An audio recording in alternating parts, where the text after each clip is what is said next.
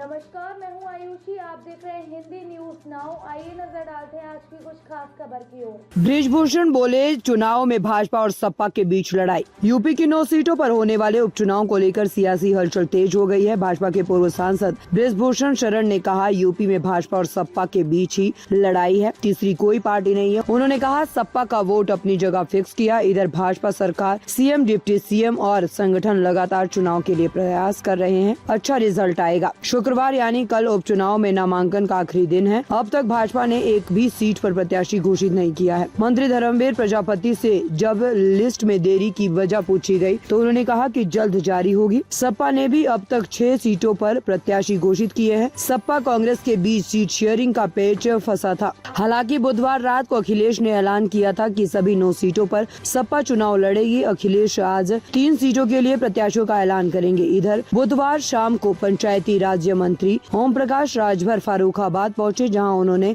उपचुनाव सीट न मिलने पर उन्होंने कहा, हम गठबंधन में हैं, हमें चुनाव नहीं लड़ना है, इसीलिए मेरी नाराजगी का कोई सवाल ही नहीं है। मुरादाबाद की कुंदरकी उपचुनाव में नॉमिनेशन के बाद बसपा प्रत्याशी रफतुल्ला खां उर्फ नेता झिदा ने सपा पर निशाना साधा और कहा कि यूपी में आज मुसलमान बेमौत मारे जा रहे हैं, लेकिन अखिलेश यादव खामोश है। सपा नेता सिर्फ बयानबाजी करते हैं, मुसलमानों की सच्चे हितैषी नहीं है। आजम खान के लिए सपा ने क्या किया? सपा ने सिर्फ मुसलमानों को वोट बैंक की तरह इस्तेमाल कर रही है, कभी मुसलमानों का भला करने की कोशिश नहीं की। कुंदकरी तुर्कों का गढ़ है, मैं तुर्क हूँ, मैं अपने गढ़ में आया हूँ, मुझे तुर्कों के समर्थन की पूरी उम्मीद है।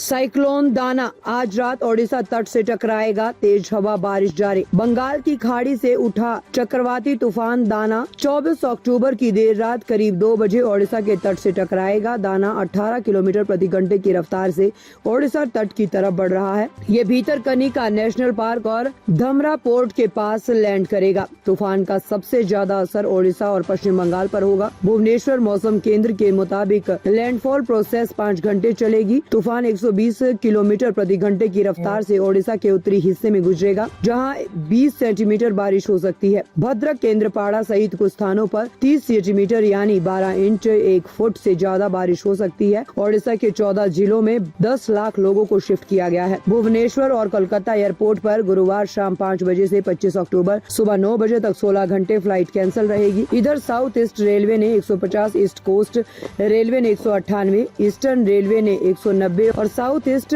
सेंट्रल रेलवे ने 14 ट्रेनें रद्द कर दी है। कुल 552 ट्रेनें रद्द की गई है। ओडिशा में एनडीआरएफ और फायर ब्रिगेड की 288 टीमें तैनात है। ओडिशा ने नेशनल डिजास्टर रिलीफ फोर्स यानी NDRF, Odisha disaster relief force यानी ओडीआरएफ और फायर ब्रिगेड की 288 टीमें तैनात की है। तूफान से प्रभावित 14 जिलों के स्कूल कॉलेज 25 अक्टूबर तक बंद रहेंगे। इन जिलों में सभी टूरिज्म पार्क के साथ ओडिशा हाई कोर्ट को भी 25 अक्टूबर तक बंद कर दिया गया है। सरकारी कर्मचारियों की छुट्टी रद्द कर दी गई है।